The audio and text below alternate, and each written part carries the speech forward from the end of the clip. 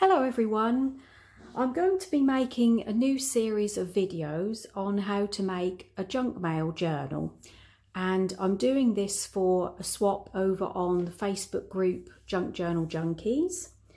And the reason I wanted to make this type of journal is because I wanted to do something different from the journals I usually make, and I also thought it would be fun to do. Something creative in a different way, and hopefully to give you all some inspiration to try something new. So if you do make this type of journal, I'd love to see it. So perhaps if you'd like to tag me on Instagram or the Junk Journal Junkies Facebook group. So this will probably be about a 3-part video, I would say, 3 parts to the video. And the first part I'm going to show you today is I've actually made up the journal itself already, because I made this and then I decided afterwards to start videoing it. But anyway, so really a junk mail journal is just basically all your junk mail, the stuff that you get in the post every day, envelopes, you can use envelopes, postcards. In fact, well, I'll show you anyway. This is my little collection that I've gathered together, and to be honest, we only get about junk mail coming in about once or twice a week. So I had a good look through everything in my house, and my daughter had quite a lot of things that she was getting rid of. So I've actually managed to get quite a little package of stuff together. So, you know, one of the things we all get are envelopes. So we've got the bigger ones here as well, envelopes that you get with cards. So there's that sort of thing. This is just an index card. This is just some note paper. This was actually from my daughter's university. A postcard. This is just another little piece that I tore out of a junk mail. This is a leaflet. Then you can also use things like packaging from craft supplies, because you could just glue them in. You can, if they're a bit shiny, you can either gesso them or put some white paper over the top, or you can write on them, which you would be able to with this one. So some more leaflets. This is a £20 voucher thing that I had. Just, you can see it's quite easy to collect a few things just from what you have. These are just some business cards from and that's from Nando's, just a little reward card that I saved. That's for peri peri sauce. I don't actually know where that came from. Also I had a colouring book which had some, I don't know if you can see that very well, some nice colouring pages. And then also there's things like tags, clothing tags. This one's got a nice piece of ribbon on the back. And some more leaflets. We've got some coloured index cards. I mean, I bought these ages ago. I've never done anything with them. Another leaflet. This is from a book magazine that I used to buy. And then of course you've got paper bags. What I'll also do is in the description box, I'll write a list of some ideas of things that you can use in a junk mail journal. So we've got some more posters there. This is another thing that came, a little magazine that comes in. This is from my local area, and you can pull the pages out of that, tear the pages out and use that. And then these can always be gessoed or collaged over. Okay, so that's given you a few ideas. And then I also had some magazines that I've hung on to that have, this is a nice matte paper, so it could be, looks really nice in a book. I've already cut a few pages out. This is another one. This is a catalogue, just a free catalogue that I pick up in my local supermarket, and it has a lot of really nice, lovely interior design images, really colourful. So you can look out for those as well. And then this is what I've made so far. So the base is a clasp or manila envelope, just to make it a bit sturdier. I've left the pocket here. I have actually cut it down because the requirements for the swap are, I think it's 7.5 in length, and I'm about 5.5 the other way, I think. And I've also left a pocket on that side. So the front, I actually used this magazine, and this magazine, I can get it right in a minute. This magazine that I bought from, or picked up in the supermarket, it had some nice sturdy cardboard, sort of cardstock covers on it. So I've used the one from the front and the one from the back, and I've just glued that down onto the manila envelope. And then I used a piece of paper that I've just wrapped around the spine to just give it a little bit of strength, and I've wrapped that around here, and that's going to be a pocket. And then I'll just show you on the inside. So I've used a really nice paper bag, which over in the UK, when we buy cards, we often get nice paper bags. This is a piece of thicker paper that I think I've Kool-Aid dyed or sprayed it. So we've got one of the envelopes here, which I've left the top open, and then I've used another scrap piece that came from the front of the magazine, and I've still got a couple of pieces here left over, which I'm going to use to embellish the journal and make pockets. So that's a pocket. This is a piece from the other magazine I showed you.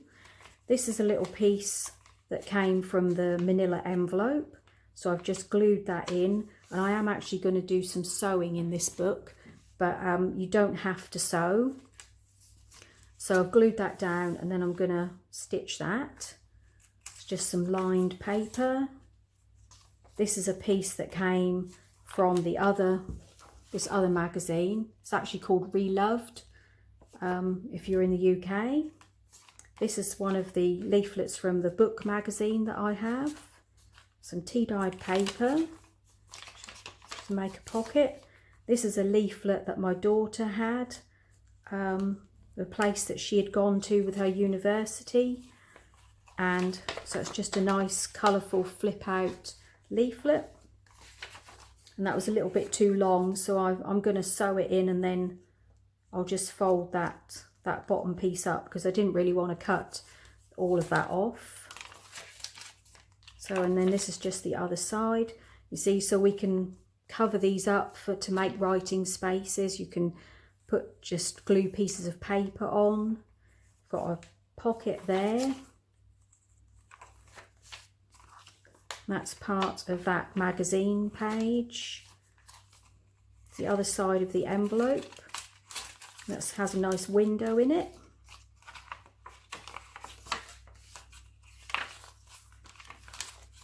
And I'm not sure if I'll do anything with the back pages and the front inside page or not, because as this is going to be a swap, the person who receives it may like to do something with that themselves. So that's how the journal looks. So what I'm going to do now is I'm going to go off and do all the sewing side of it, and then I'll come back and show you that, and I'm going to show you how to do the sewing the pamphlet stitch, and that will be the first part of the video. That will be part 1, and then part 2 will be making all the embellishments and showing you how to use what you have, what we've got in our selection already.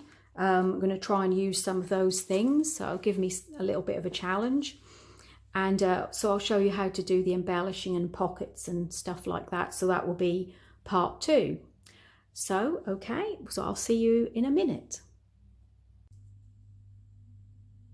Okay everyone, so this is the next part. I'm going to show you how to sew in a simple pamphlet stitch. So I've got my cover and I've lined up all the pages nicely and paper clipped them together, and then I've just put 3 holes. One is in the middle and the other 2 are about 1 inch in from the edge. I mean, you can measure this out or you can just eyeball it. So everything is nice and all neatly in, all up the right way. So double check that as well. So then I use, this is actually hemp thread, but I usually use linen thread. And I've waxed this. So I've just got a beeswax bar here, which I just bought from eBay, they're really cheap to get your hands on. So, and you just run that along the wax, run the thread along the wax several times, about 3 or 4 times, and I just find it makes it a lot easier to actually sew in your signatures. So all you do is, once you've threaded it, we just go through the middle,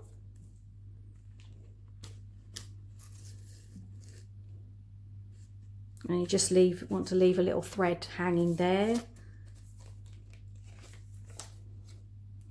So, and then you just come in through the top one,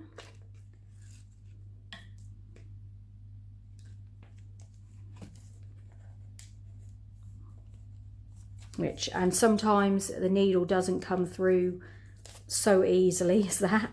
I often have problems with it, but if that does happen, you can always take the paper clip off and then just put the needle through each paper individually. So we've got, so don't worry about tightening it or anything like that at the moment.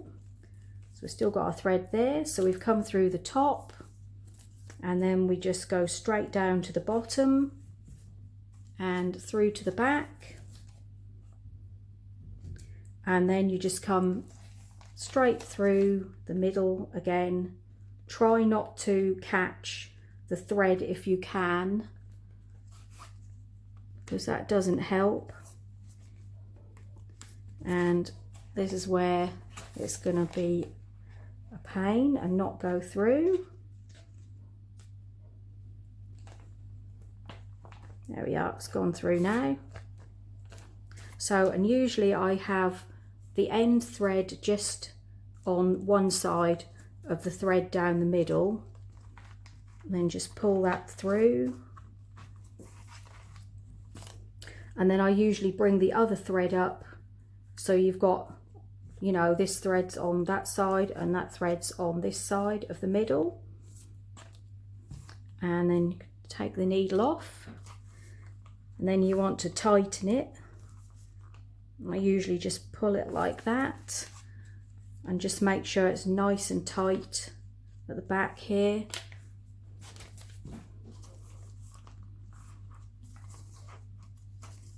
And then we just tie it in a simple little knot. I usually do it twice.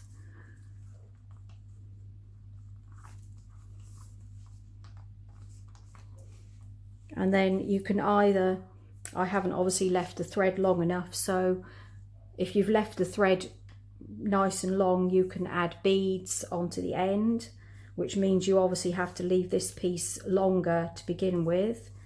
But I'm just going to cut them off to the same length. So I'll just leave that as it is for now. And then you can take the paper clips off, and it's all nicely sewn in.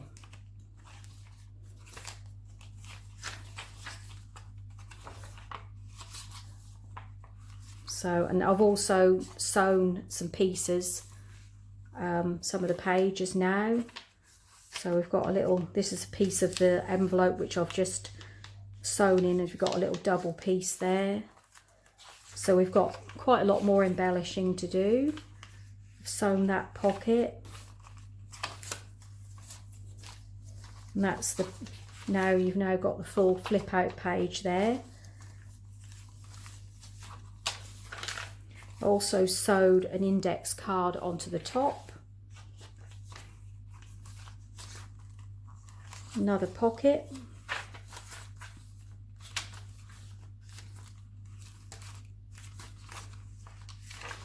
And the Nando's reward card, I've just sewn that just there, so got a nice little flip out piece there, and that's the back. Okay, so that's the end of the part 1, and I'll see you in part 2, where I will show you how to embellish the journal. Okay, so I'll see you soon. Bye.